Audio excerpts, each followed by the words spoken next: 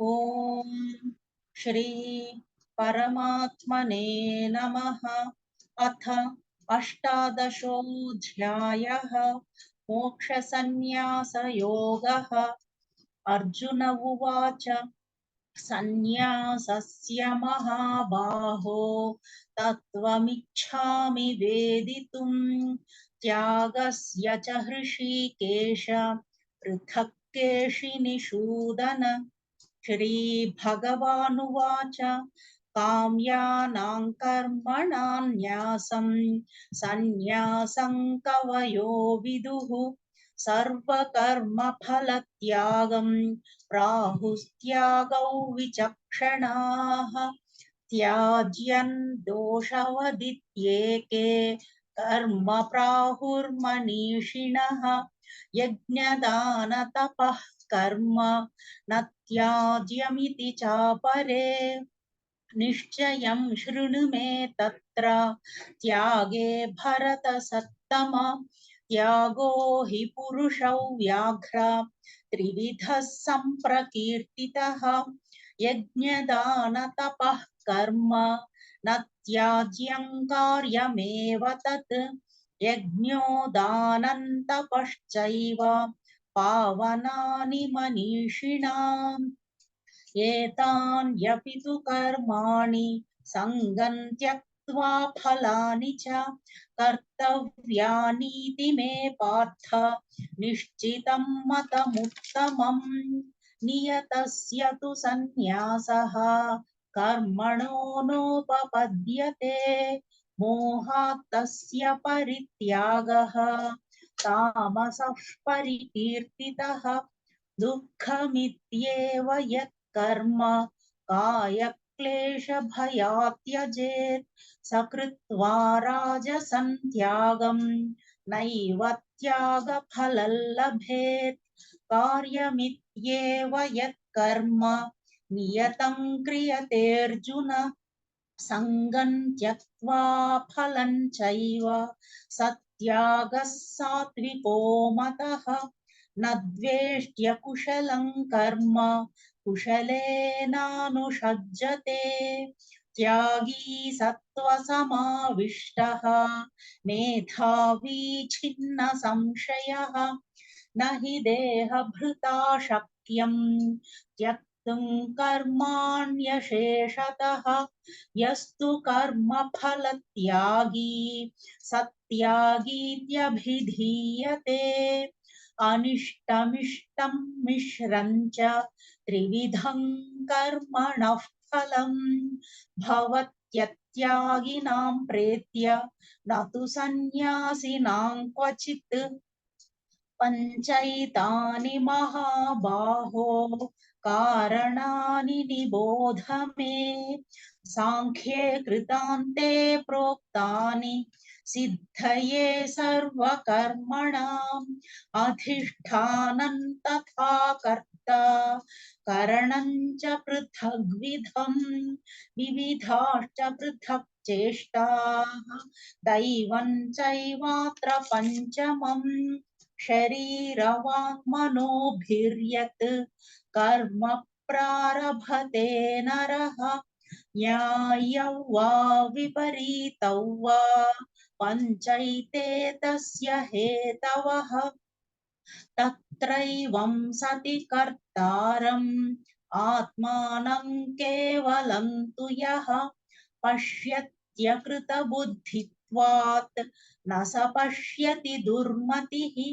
यस्य नाहङ्कृतो भावः बुद्धिर्यस्य न लिप्यते हत्वापि स इमाल्लोकान् न हन्ति न निबध्यते ज्ञानं ज्ञेयं परिज्ञाता त्रिविधा कर्म चोदना करणं कर्म कर्तेति त्रिविधः कर्म संग्रहः ज्ञानं कर्म च कर्ता च त्रिधैव गुणभेदतः प्रोच्यते गुणसङ्ख्याने यथावच्छृणुतान्यपि सर्वभूतेषु येनैकं भावमव्ययमीक्षते अविभक्तौ विभक्तेषु तज्ज्ञानौ विद्धि सात्विकम् पृथक्त्वेन तु यज्ञानम् नानाभावान् पृथग्विधान् वेत्ति सर्वेषु भूतेषु तज्ज्ञानौ विद्धि राजसम् यत्तु कृत्स्नवदेकस्मिन् कार्ये सक्तमहैतुकम् अतत्त्वार्थवदल्पम् च तत्तामसमुदाहृतम् नियतं सङ्गरहितम् अरागद्वेषतः कृतम् अफलप्रेत्सुना कर्म यत्तत् सात्विकमुच्यते यत्तु कामेप्सुना कर्म साहङ्कारेण वा पुनः क्रियते बहुलायासं तद्राजसमुदाहृतम् अनुबन्धं क्षयं हिंसाम् अनपेक्ष्य च पौरुषम् मोहादारभ्यते कर्म यत्तत्तामसमुच्यते मुक्तसङ्गो नहौ वादी धृत्युत्साहसमन्वितः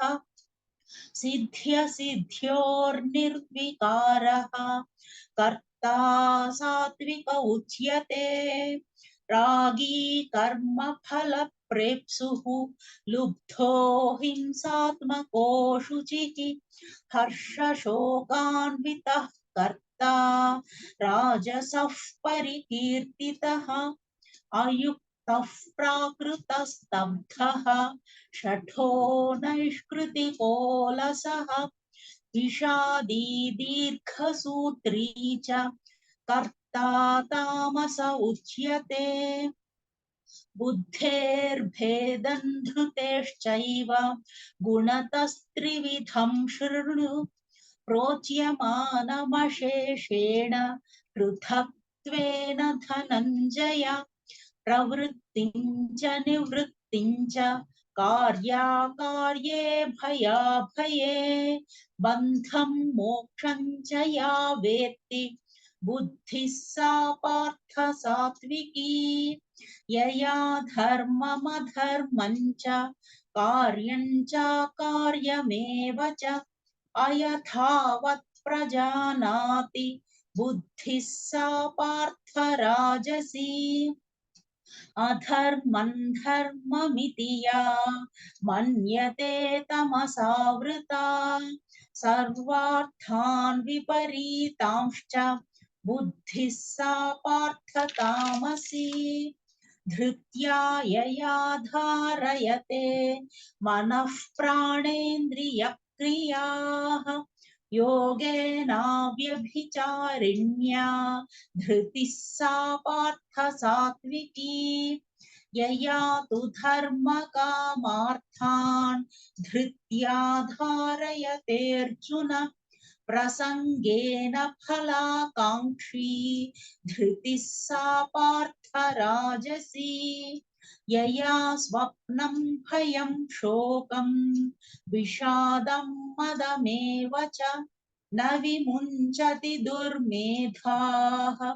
धृतिः सा पार्थ तामसी सुखं त्विदानीं त्रिविधं शृणु मे भरतर्षभ अभ्यासाद्रमते यत्र दुःखान्तं च निगच्छति यत्तदग्रे विषमिव परिणामे मृतोपमम् तत्सुखं सात्विकं प्रोक्तम् आत्मबुद्धिप्रसादजम् विषयेन्द्रियसंयोगात् यत्तदग्रे मृतोपमम् परिणामे विषमिव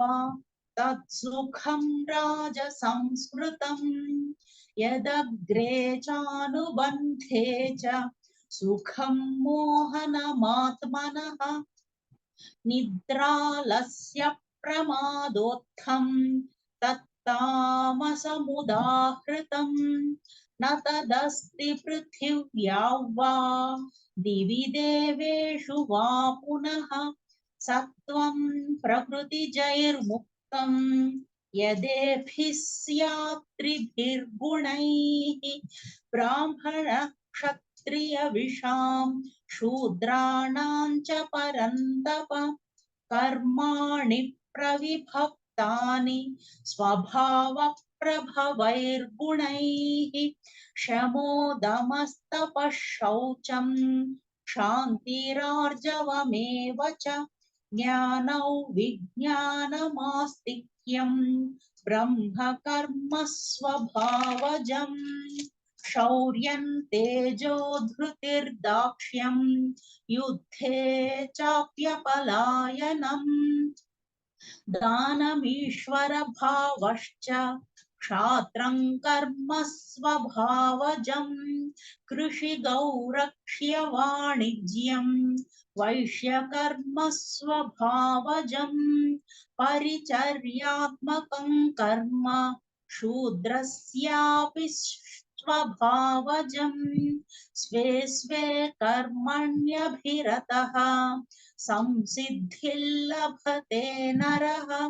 स्वकर्मनिरतः सिद्धिं यथा विन्दति तच्छृणु यतः प्रवृत्तिर्भूतानां येन सर्वमिदं ततं स्वकर्मणा तमभ्यर्च्य सिद्धिं विन्दति मानवः श्रेयान् स्वधर्मो विगुणः परधर्मात् स्वनुष्ठितात् स्वभावनियतं कर्म कुर्वन्नाप्नोति किल्बिषम् सहजं कर्म कौन्तेय सदोषमपि न त्यजेत् सर्वारम्भा हि दोषेण धूमेनाग्निरिवावृताः असक्तबुद्धिः सर्वत्र जितात्मा विगतस्पृहः नैष्कर्म्यसिद्धिं परमां सन्न्यासेनाधिगच्छति सिद्धिं प्राप्तो यथा ब्रह्मा तथाप्नोति निबोध मे समासेनैव कौन्तेय निष्ठा ज्ञानस्य या परा बुद्ध्या विशुद्धया युक्तः धृत्यात्मानं नियम्य च शब्दादीन् विषयान् त्यक्त्वा रागद्वेषौ व्युदस्य च विविक्तसेवी लघ्वाशी यतवाक्कायमानसः ध्यानयोगपरो नित्यम् वैराग्यं समुपाश्रितः अहङ्कारं बलं दर्पं कामं क्रोधं परिग्रहं विमुच्य निर्ममः शान्तः ब्रह्मभूयाय कल्पते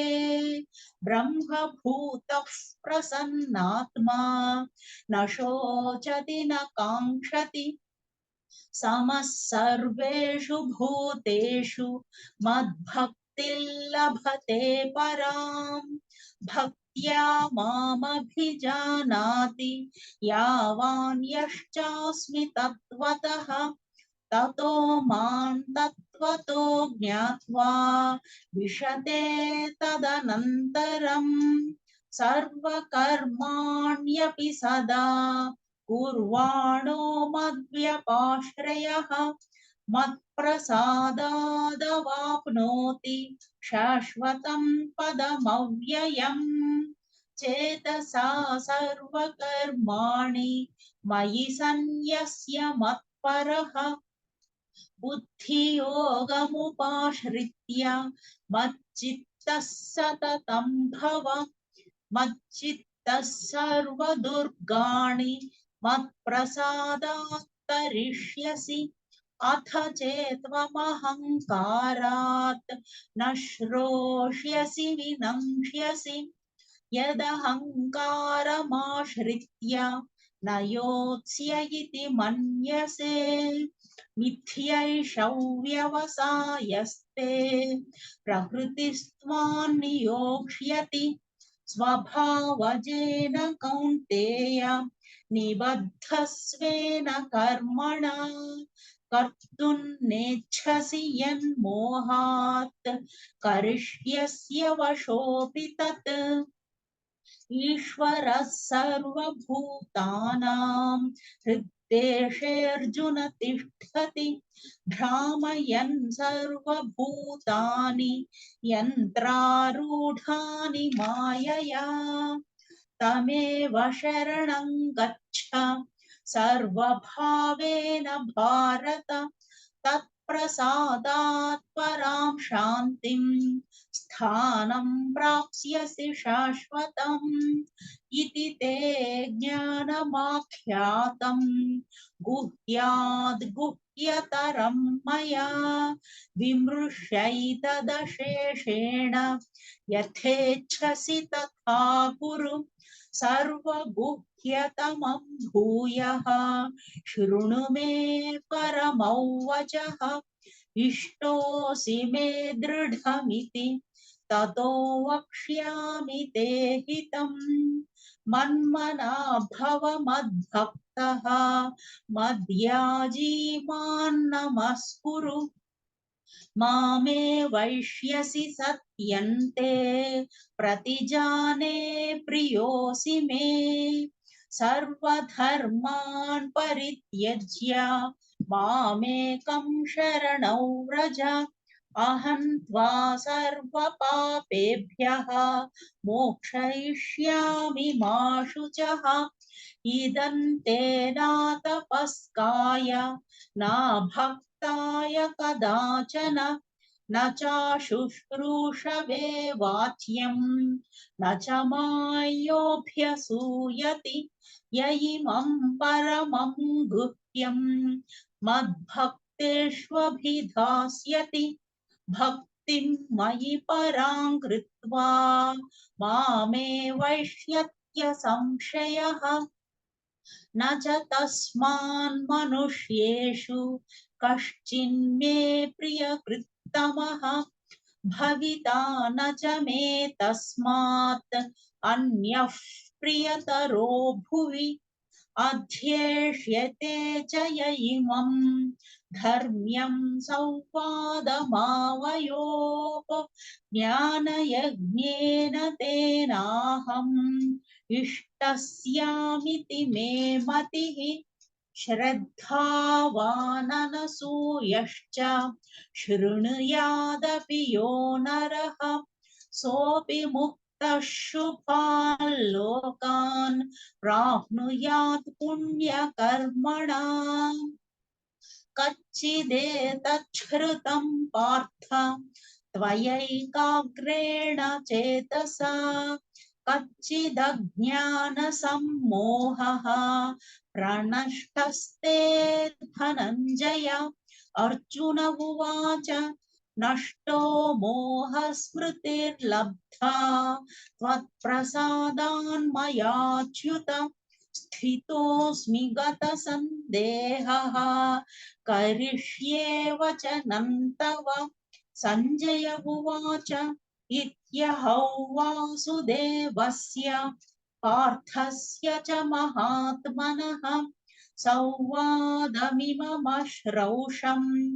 अद्भुतं रोमहर्षणम्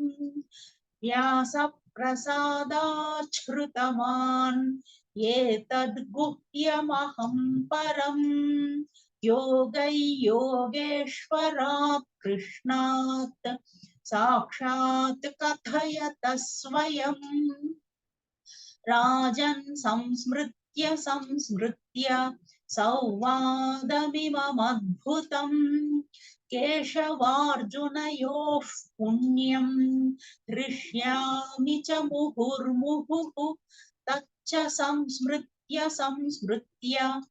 रूपमत्यद्भुतं हरेः विस्मयो मे महान् राजन् हृष्यामि च पुनः पुनः यत्र योगेश्वरः कृष्णः यत्र पार्थो धनुर्धरः तत्र श्रीर्विजयो भूतिः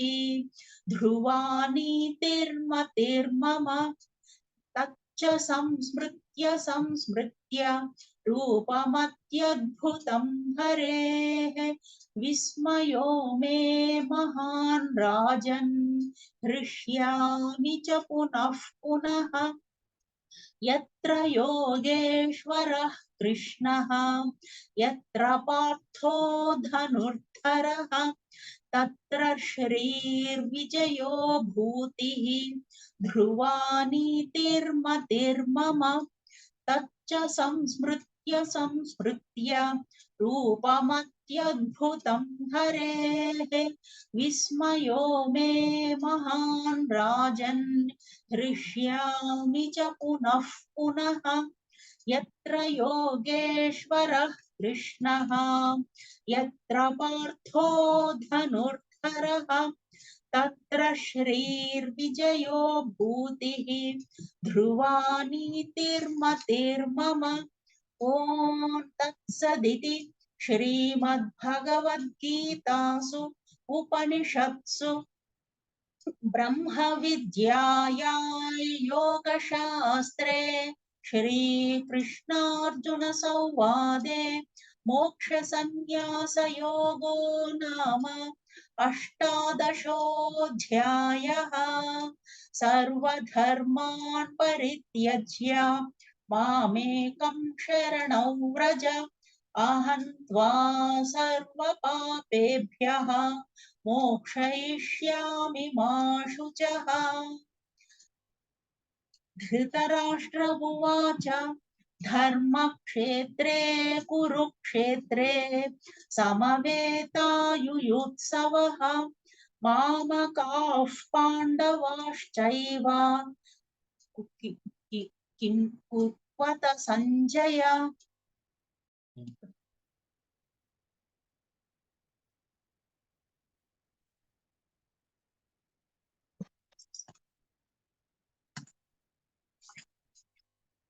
ॐ जय भगवद्गीते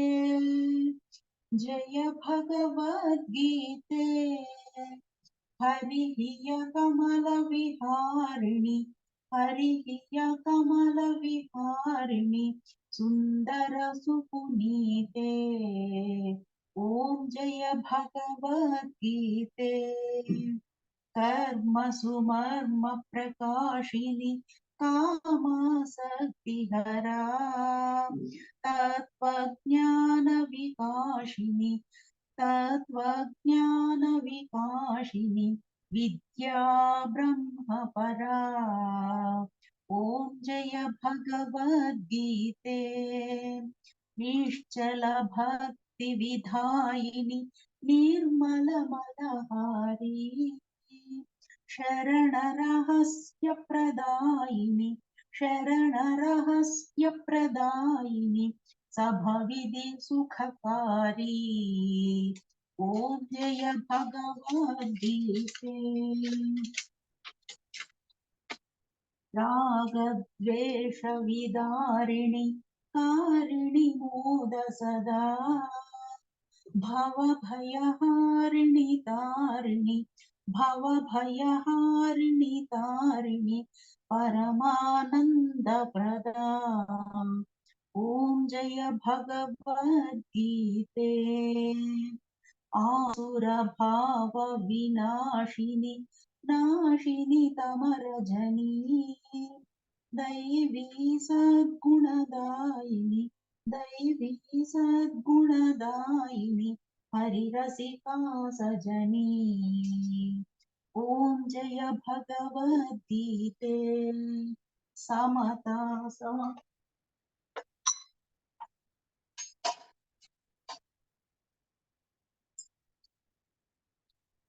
समता त्याग सिखावनी हरिमुख की बानी सकल शास्त्र की स्वामिनी सकल शास्त्र की स्वामिनी श्रुतियों की रानी ॐ जय भगवद्गीते दया सुधा बरसावनी मातु कृपा कीजे हरिपद प्रेम दान कर हरिपद प्रेम दान कर अपनो कर लीजे ओम जय भगवद्गीते ओम जय भगवद्गीते जय भगवद्गीते हरिः कमल विहारिणि हरिः कमल विहारिणि सुंदर सुपुनीते ओम जय भगवद्गीते ओम पूर्णमदः पूर्णमिदं पूर्णात् पूर्णमुदच्यते पूर्णस्य पूर्णमादाय पूर्णमेवावशिष्यते ॐ शान्ति शान्ति शान्तिः